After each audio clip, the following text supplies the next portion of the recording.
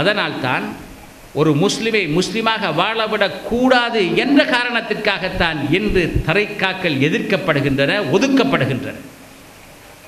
இப்படியான நிலைமைக்கு நாங்கள் வழிவகுப்போம் என்றால், இடம் கொடுப்போம் என்றால், நாளைய முஸ்லிம் சமுதாயம் அதற்கும் இஸ்லாத்திற்கும் இடையிலே எந்த தொடர்பும் இருக்கப் போவதில்லை. இன்று இஸ்லாமிய பிரச்சாரம் என்பது பொருளாதாரமும் அரசியலும் இப்படிப்பட்ட எத்தனையோ தத்துவங்களையும் விடயங்களையும் பேசிக் கொண்டிருக்கின்றார்கள். ஆனால் முஸ்லிமை பற்றி பேசுவதில்லை. இஸ்லாமிய பொருளாதாரம், இஸ்லாமிய வங்கி முறை, இஸ்லாமிய அரசியல் திட்டம், இஸ்லாமிய மறுமலர்ச்சி, கல்வி எழுச்சி, பொருளாதார எழுச்சி, இவ்வாறு நாங்கள் செய்வதன் மூலம் முஸ்லிம் சமுதாயம் முன்னேறி விடும் என்று நாங்கள் நினைக்கிறோம். இல்லை, முஸ்லிம் இவைகளை நடைமுறைப்படுத்த ஒரு முஸ்லிம் தேவை. Where is that Muslim? To produce that Muslim, you have to follow the tariqas, where you are told how to be a Muslim. எனவேதான் பெரியார்களே, சகோதரர்களே, இன்றைய எழுத்துக்களிலே, பிரச்சாரங்களிலே தஸவ்வுஃப் என்பது இஸ்லாமா, தஸவ்வுஃப் என்பது குர்ஆனிலே இருக்கின்றதா, ஹதீஸிலே இருக்கின்றதா என்ற கேள்விகளை பற்றி நீங்கள் அதிகம் சிந்திக்கக்கூடாது. தஸவ்வுஃப் என்பது இஸ்லாத்தின் யதார்த்தம், தரீக்காக்கள் என்பன தஸவ்வுஃபின் யதார்த்தம்.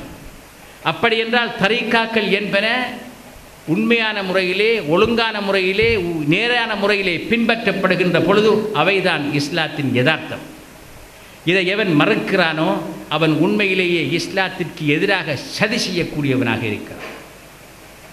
ஆனால் இன்று ஒரு பிரச்சனை என்னவென்றால், எதை எடுத்தாலும் தஸவ்வுஃப் என்ற பெயர் ஸல்லல்லாஹு அலைஹி வஸல்லம் அவர்களுடைய காலத்திலே இருந்ததா? அப்படி என்றால் அது பித்அத். அப்படி என்றால் நம்மிடம் இருக்கும் எத்தனை பெயர்கள், எத்தனை விடயங்கள் ஸல்லல்லாஹு அலைஹி வஸல்லம் அவர்களுடைய காலத்திலே இருக்கவில்லை. இன்று நீங்கள் இஸ்லாமிக் பேக்கிங் என்று சொல்லுங்களே, ஸல்லல்லாஹு அலைஹி வஸல்லம் அவர்களுடைய காலத்திலே இருந்ததா? இல்லையே. ஆனால் அது ஆகும், தஸவ்வுஃப் என்ற பெயர் ஆகாது. முத்தகல்லிமீன் என்று அகீதாவுடைய உலமாக்களுக்கு சொல்கின்றார்கள். அந்த பெயரை பற்றி அவர்களுக்கு குறையில்லை. ஸல்லல்லாஹு அலைஹி வஸல்லம் அவர்களுடைய காலத்திலே அந்த சொல் இருக்கவில்லை, அந்த பயன்பாடு இருக்கவில்லை. அதில் பிரச்சனை இல்லை. எத்தனை சொற்கள் வந்தாலும் அதிலே அவர்களுக்கு எந்த பிரச்சனையும் இல்லை, தஸவ்வுஃபை தவிர. ஏனென்றால் தஸவ்வுஃப் என்ற சொல் இருப்பதன் மூலம்தான் அதனுடைய யதார்த்தமும் அதனுடைய அடையாளமும் முஸ்லிம்களுக்கு விளங்குகின்றது. அந்த சொல்லை நீக்கிவிட்டால் அதுதான் முதற்படி, the first step towards eliminating tasawwuf. இஸ்லாத்தை உரிய முறையில் விளங்கினால் ஒரு நாகரீகம், ஒரு கலாச்சாரம் எவ்வாறு வளர்கின்றது என்பதை பற்றி நாங்கள் விளங்கினால் இவ்வாறான ஒரு கேள்வியை ஒருவன் கேட்பானா? அதற்குத்தான் நான் சொல்கிறேன், தஸவ்வுஃப் என்ற பதம் ஸல்லல்லாஹு அலைஹி வஸல்லம் அவர்களுடைய காலத்திலே ஒரு குரூப்புக்கு, இவ்வாறான ஒரு குழுவுக்கு, இல்லை இவ்வாறான மக்களுக்கு அல்லது ஒரு தாயிஃபாவுக்கு பயன்படுத்தவில்லை என்று அவர்கள் சொன்னால், அவ்வாறு பயன்படுத்தி இருக்கத்தான் வேண்டும் என்று யார் சொன்னார் என்ற கேள்வியை நாங்கள் கேட்க வேண்டும்.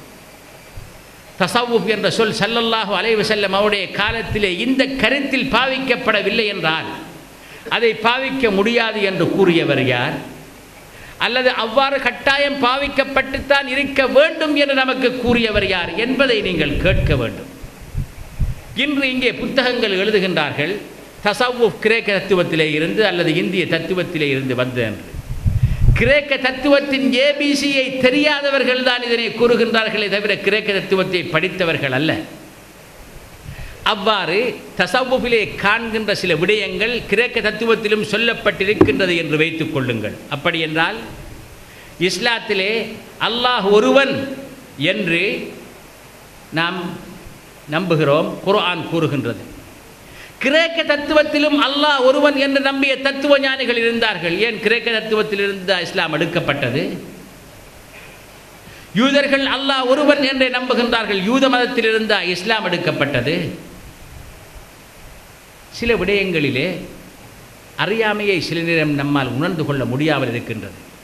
ஒரு மனிதனுடைய ரூஹ் மரணித்ததன் பின் நிலைத்து நிற்கின்றதா அல்லது அழிந்து விடுகின்றதா என்ற ஒரு கேள்வியை உதாரணமாக கேட்போம். இதற்குரிய பதில் என்ன? ஒன்று ஆம் அல்லது இல்லை. மூன்றாவது ஒரு பதில் உண்டா? இதில் நீங்கள் எந்த பதிலை சொன்னாலும், இஸ்லாத்திடம் இந்த கேள்வியை கேட்டால் இஸ்லாம் ஆம் நிலைத்திருக்கின்றது என்று கூறுகின்றதென்றால், கிரேக்க தத்துவத்திலே, இந்திய தத்துவத்திலே, சீன தத்துவத்திலே சில தத்துவ ஞானிகள் ஆம் என்று அதே பதிலை கூறியவர்கள் இஸ்லாத்திற்கு முன் இருக்கத்தான் செய்கிறார்கள். நீங்கள் இல்லை என்ற பதிலை சொன்னீர்கள் என்றால், இஸ்லாத்திற்கு முன் கிரேக்கத்திலே, இந்தியாவிலே, சீனாவிலே இல்லை என்று கூறிய தத்துவ ஞானிகளும் இருக்கத்தான் செய்கிறார்கள். அப்படி என்றால் இஸ்லாம் கூறுகின்ற பதில் இந்த ஏதாவது தத்துவங்களில் இருந்து எடுக்கப்பட்டதா?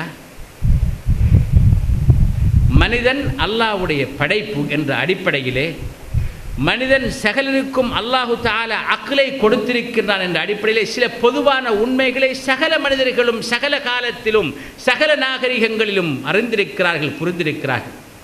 ஒருவன் தன் மனதினை அறிய வேண்டும், தனது மனதை வெல்ல வேண்டும், தனது மனதை டிரான்ஸ்ஃபார்ம் பண்ண வேண்டும் என்பதற்கு குர்ஆன் தான் சொல்ல வேண்டும் என்ற அவசியமும் இல்லை. ஸல்லல்லாஹு அலைஹி வஸல்லம் அவர்கள் சொன்னால்தான் இது முக்கியமானது என்று நாங்கள் விளங்க வேண்டிய அவசியமும் இல்லை. அது ஒரு practical experimental knowledge, common sense.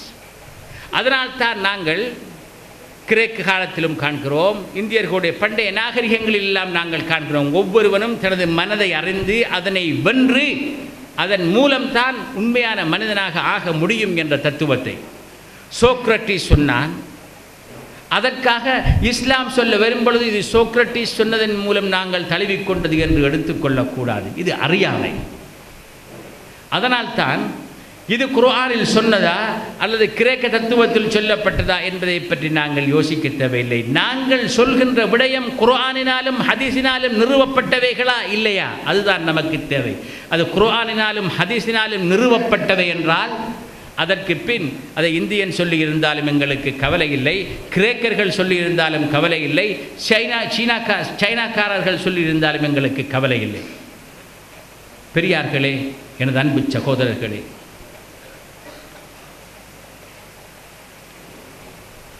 அதிகம் பேசிவிட்டீர் என்று நினைக்கிறேன். ஆனாலும் தஸவ்வுஃப் சம்பந்தமாக நாங்கள் கதைக்கின்ற பொழுது, அதை பற்றி எழுதப்படுகின்ற புத்தகங்களை வாசிக்கின்ற பொழுது நாங்கள் மிகவும் விழிப்பாக இருக்க வேண்டும். தஸவ்வுஃபை ஒரு பொழுதும் 3ஆம் 4ஆம் நூற்றாண்டுகளிலே வெளியான ஒன்றாக அறிமுகம் செய்ய செல்லாதீர்கள். அது உண்மையும் அல்ல. நான் ஏற்கனவே கூறியவாறு ஸல்லல்லாஹு அலைஹி வஸல்லம் அவர்கள்தான் முதலாவது சூஃபி. ஏனென்றால் தஸவ்வுஃப் என்பது ஒருவன் உள்ளும் புறமும் ஒன்றாக இருக்க அல்லாஹ்விற்கு நெருக்கமான நல்லடியானாக வாழ்வது, இதுதான் தஸவ்வுஃப். அப்படி என்றால் ஸல்லல்லாஹு அலைஹி வஸல்லம் அவர்கள் name is not necessary, not important, the essence. So what is the essence of தஸவ்வுஃப்? To be a good Muslim, to transform your heart. இதில் எது ஸல்லல்லாஹு அலைஹி வஸல்லம் அவர்களின் மிஷனில் இல்லை என்பதை கூறுங்கள். குர்ஆனிலே என்ன கூறுகிறது? உங்களுக்கு படித்து தருவதற்காக மட்டும் ஸல்லல்லாஹு அலைஹி வஸல்லம் அவர்கள் வரவில்லை, உங்களை தூய்மைப்படுத்துவதற்காகவும் தான். அது அவர்களுக்கு அல்லாஹ் அளித்த மிஷன்களில் மிகவும் முக்கியமான ஒன்று. யுஸக்கீக்கும், அதற்குரிய வழியைத்தான் அன்னார் சொல்லிக் கொடுத்தார். தஸவ்வுஃப் என்றால் எது என்பதை நாங்கள் அலசி ஆராய்கின்ற பொழுது ஹில்யத்துல் அவுலியா என்று ஒரு புத்தகம் இருக்கின்றது, 10 வால்யூம்ஸ். சஹாபா சையதுனா அபூபக்கர் ரலியல்லாஹு தஆலா அன்ஹு அவர்கள் 3ஆம் நூற்றாண்டில் தனது காலம் வரை, பெரும்பாலும் 3ஆம் 4ஆம் நூற்றாண்டுகளில் வாழ்ந்த சூஃபிகள் வரைக்கும் உள்ள பெரியார்களின் வாழ்க்கை வரலாறுகள்.